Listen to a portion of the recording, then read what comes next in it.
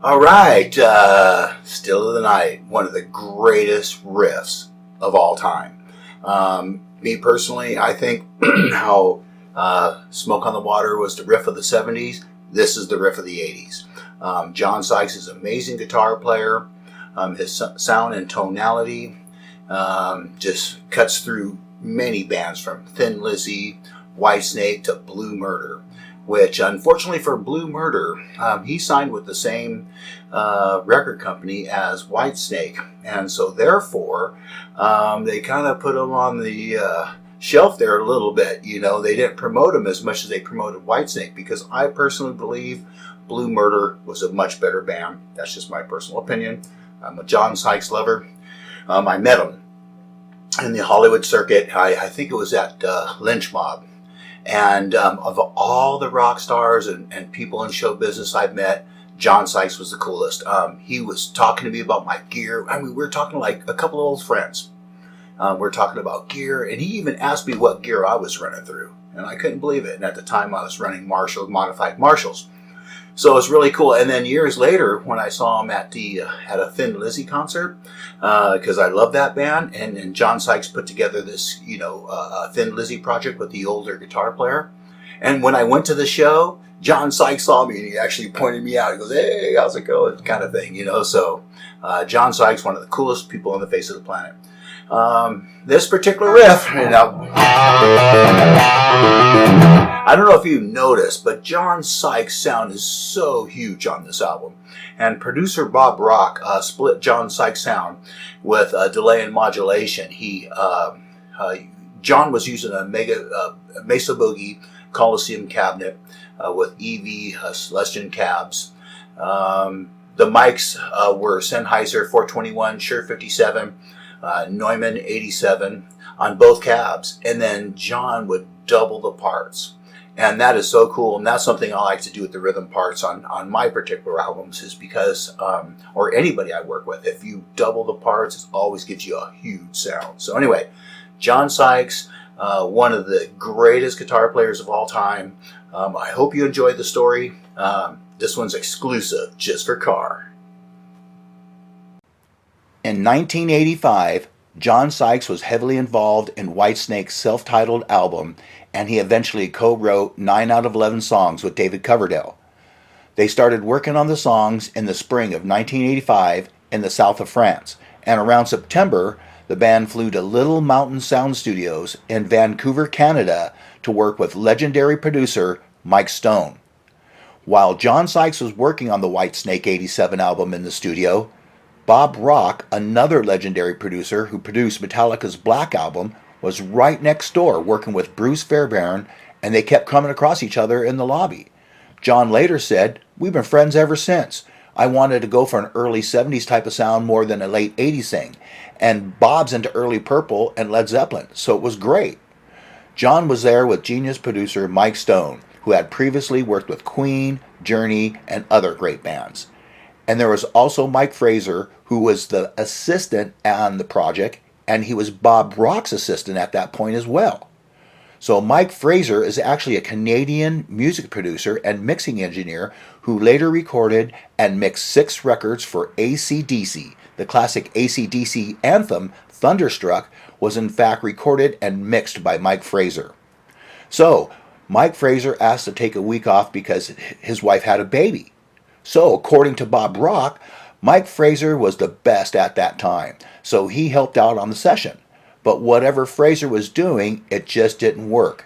Maybe they just got to a place where they're overthinking it or whatever.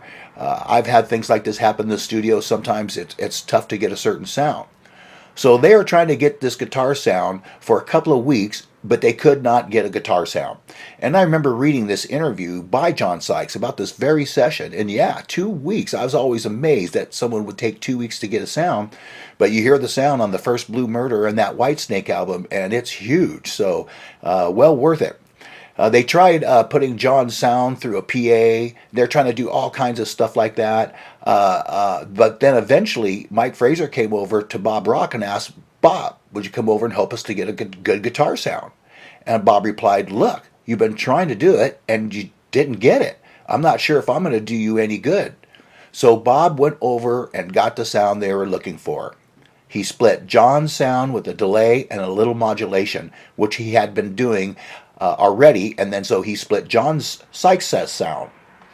Sykes had a Mesa Boogie Coliseum head and EV Celestion cabinets. John had his sound through one, and then Bob Rock split it with a DDL and made the other cabinet using that as a slave with a slight modulation. And then Bob put up flat mics in the balance and mic'd it, and John said, whoa, that's it. So Bob Rock actually used a Sennheiser 421, a Shure 57, and a Neumann 87 on both cabs. John later revealed how he got the legendary guitar sound. This is what he said. For the rhythm on Still of the Night, I used my 1978 Black Les Paul Custom. At that time, I had a Dirty Fingers pickup in the bridge. I plugged in two Mesa Boogie Coliseum amplifiers, which are great sounding amps. I ran the gain at about 4, so the tone was heavy but clear, and I tracked in stereo with a slight delay between the two sides. Then I doubled it. I mean, can you imagine it? First he did all that, split it, and then did it again. So that's going to give you a huge sound. As a matter of fact, John Sykes never used distortion or overdrive pedals. Basically, he used his Jose modded Marshall JCM 800s and Mesa Boogie amplifiers. For those of you who don't know, Jose's modifications were popularized by Eddie Van Halen. While he was alive, Jose was Eddie Van Halen's main amp modifying guy. For example, John used his Jose modded Marshall JCM 800s for the guitar solo on the beautiful ballad Is This Love? I mean, that's a great solo. On that record, John Sykes used guitar playing techniques which were very popular in the 80s, like dive bombs, harmonic screams, and tapping. As for the whammy bar effects, which are heard on most of the solos, John said that he used a Charvel guitar. There is a photo made by Neil Murray of John Sykes with a San Dimas era Charvel. Maybe John used that guitar or more modern model with Floyd Rose system. Sadly, John never played that guitar live. John also said that although the signature line sounds like it had some slapback, it doesn't. He just palm muted the notes as he played them. As for the clean guitar, John used his pre-CBS 1961 Fender Strat. He didn't use any amp to record those clean guitar tracks. He said he just plugged straight into the board and used some outboard gear for compression, chorus, and reverb. Just ran it direct. So when John Sykes was going to record his first Blue Murder album, he asked his friend Bob Rock, will you do it? And Bob replied, yeah, sure. So they recorded John Sykes' first solo record using the same guitar sound as for Whitesnake 87. Bob Rock was the producer of the first Blue Murder album, and Mike Fraser did engineering and mixing on it. How cool is that, man? Top people. Bob Rock says, the guitar sound you hear on Whitesnake 87 is basically the amp and John Sykes himself, because Sykes is not just a great player, he's a phenomenal player, and I agree. The power in his playing is just unbelievable. John Sykes will always go down in history as one of the best rock guitarists ever.